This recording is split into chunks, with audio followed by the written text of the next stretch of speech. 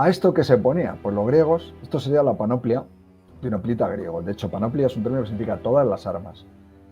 No todos tenían todas las armas, pero bueno, el núcleo sería, cuando tenían coraza, por ejemplo, en aquella época se llevaba mucho esta coraza, el llamado linotórax. ¿Cómo se puede hacer una coraza de lino? Pues parece que lo que hacían era varias capas de lino, las encolaban, muchas capas, y esto adquiría una gran rigidez. De hecho, era tan rígido que esto que vemos aquí son las alas, las sombreras, tenían que bajarlas haciendo fuerza para ponérselas y abrocharlas, ¿no? Los hombros siempre en este tipo de armaduras, que incluso las armaduras romanas, siempre están muy reforzados, porque a la hora de combatir, por ejemplo, contra caballería o contra espada, muchos de los golpes caen sobre las clavículas y los hombros. Entonces, como digo, pues tiene que estar más reforzado por ese motivo. También había corazas de metal, había corazas llamadas companiformes de bronce, pero claro, hay que tener en cuenta que una coraza de bronce tal cual pesaría muchísimo, ofrece una gran protección, pero la mayoría de los combates se libraban en verano y en Grecia hace mucho calor, es un poco como España. Y una coraza de bronce, eso, la temperatura que puede adquirir en verano, imaginémonos. Entonces, una coraza de lino, muchas veces de color blanco, podrían estar pintadas, pues siempre era algo más cómodo. Entre los hoplitas, bueno, los soldados antiguos siempre había un poco de compromiso entre la comodidad y la protección. El arma principal principal protección era el escudo, realmente. El escudo era lo que definía la táctica de los hoplitas griegos, que ahora veremos. Podían llevar grebas, había quien llevaba 2 grebas, había quien no llevaba ninguna, había quien llevaba una greba en la pierna izquierda, que era la que adelantaban. Este es el típico casco conocido como yelmo corintio.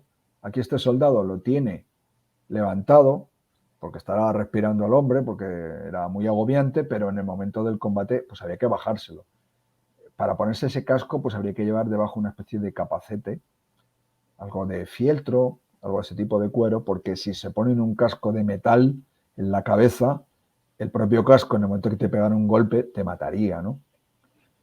Y luego, como armas ofensivas, pues el arma principal era una lanza. Una lanza, como se ve, aunque la llamemos lanza, no era una lanza de lanzar, era un arma de choque. No quiere decir que no, en un momento dado no se pudiera arrojar, pero no sería muy práctico por su tamaño. No estaba destinada a eso, sino estaba destinada a agarrarla con la mano derecha y utilizarla como arma ofensiva atacando de esta manera. Estas son las armas, la panoplia, como digo, dinoplita griego, que definía su manera de combatir. Aquí tenemos el escudo como era. Por aquí pasarían, por este brazal, pasarían el brazo casi hasta el codo, y entonces luego había una serie de cuerdas exteriores. Aquí es donde iría la mano agarrándolo.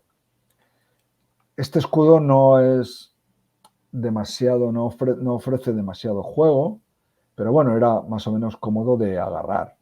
Por ejemplo, el escudo de los legionarios romanos, cuando he hecho yo, bueno, pues me he reunido a veces con reconstruccionistas tanto del mundo de los hoplitas griegos como el de los romanos.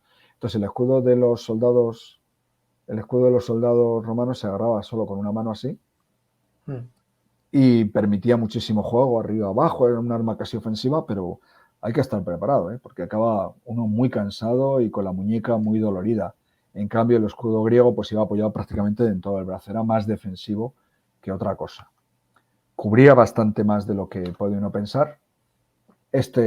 Pues soy yo mismo con estos amigos de la Asociación Reconstruccionista Atenea Promajos, y este era un escudo, bueno, pues prácticamente cubre todo el cuerpo, como vemos, ¿no?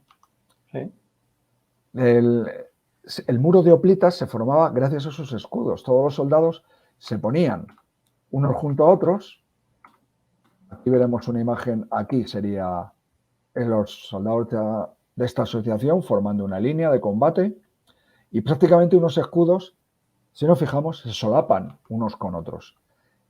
Para los griegos lo importante era la disciplina ciudadana, la unión de todos los hoplitas. No eran ya combatientes individuales, grandes héroes como el Aquiles de la Ilíada y de la guerra de Troya. Sus ideales habían cambiado. Lo importante era permanecer en su puesto en la fila, no abandonar, ni adelantarse, ni por supuesto retrasarse. Porque en el momento en que alguien no ocupara bien su lugar, dejaba vendidos a sus compañeros. Por la forma del escudo, el escudo cubría sobre todo la parte del costado izquierdo. La parte de derecha donde está la lanza, este soldado, por ejemplo, que está en el extremo, está un poco más desguarnecido. Por eso el soldado que estaba en el extremo derecho de la formación, este era el puesto de honor. Y era el más arriesgado porque nadie te estaba cubriendo ese costado. Mientras que todos los demás soldados tenían al compañero de su derecha que les iba cubriendo. Esto era muy importante. Y de hecho, lo que peor se consideraba entre ellos era el llamado ripsaspis. El arroja escudos, el que tiraba el escudo y salió huyendo, era en muchas ciudades griegas muy mal mirado, y en Esparta, que era la ciudad guerrera por excelencia, que se le sometía a tal aislamiento social que muchos de estos soldados a los que llamaban cobardes pues se acababan suicidando.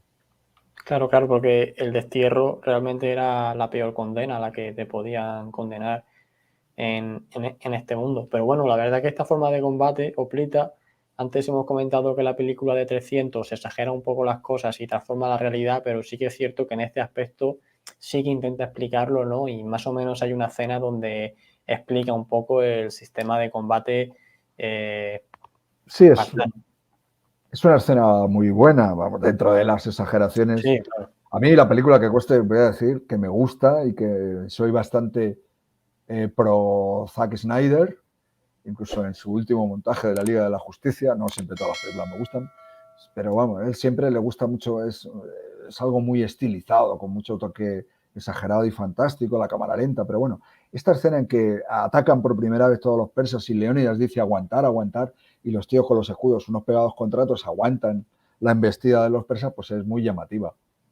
Que cueste que de nuevo, ¿cuál es el problema? Nosotros creemos que combatían así, tenemos algunas representaciones gráficas, pero los autores griegos, pues supongo que les pasaba como, yo qué sé, si en una novela actual decimos que fulanito cogió el coche, arrancó y salió con el coche conduciendo, claro, pues no nos lo describe. Y entonces a lo mejor alguien que lo lea en el siglos en el futuro y no sepa cómo era un coche dirá, ¿y esto cómo era?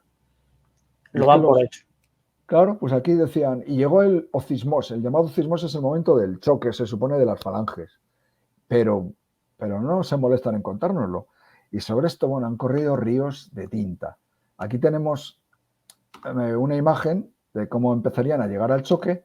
Aquí se juntaron, en este grupo que comento, como veis, se juntaron un montón más de soldados, no tantos como serían una auténtica falange de hoplitas. No llegan al choque con los escudos, en realidad, porque la longitud de la lanza permitiría luchar a cierta distancia.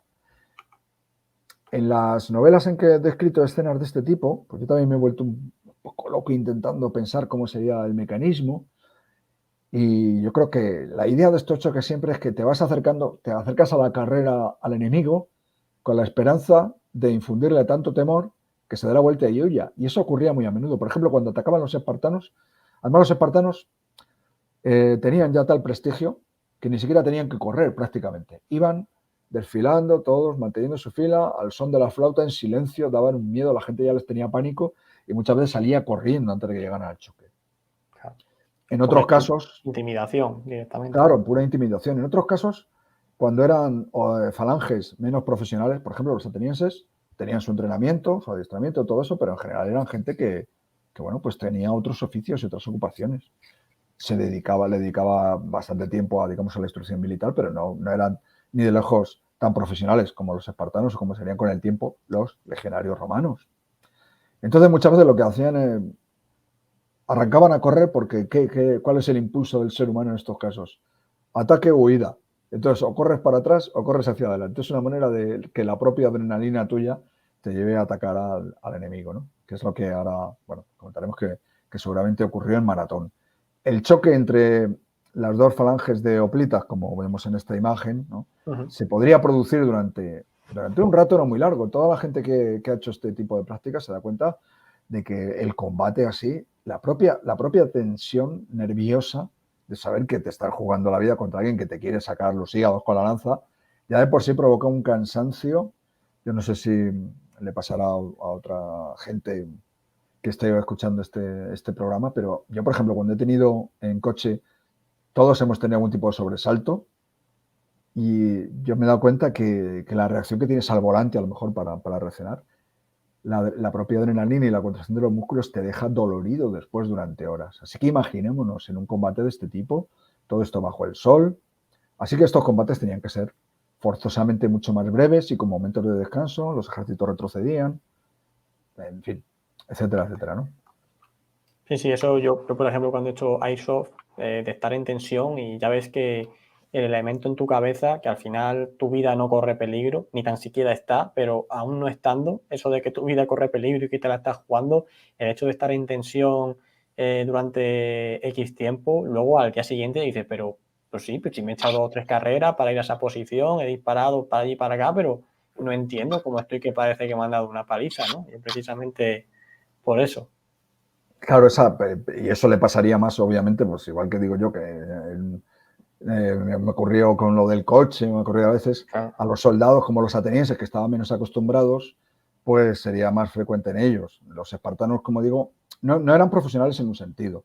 No existe, porque para que exista una milicia profesional tiene que existir un sueldo. Los ejércitos griegos en general son ejércitos de ciudadanos, en general. Aunque hay gente que se ha llegado a ganar la vida en determinadas épocas del mundo griego como mercenarios. Por ejemplo, el poeta Arquíloco, anterior a todo esto, pues funcionó como mercenario y de hecho pues nos cuenta que como mercenario que es, en un momento dado, si ha tenido que arrojar el escudo y salir corriendo, lo ha hecho sin ninguna vergüenza, no como les ocurría a los espartanos.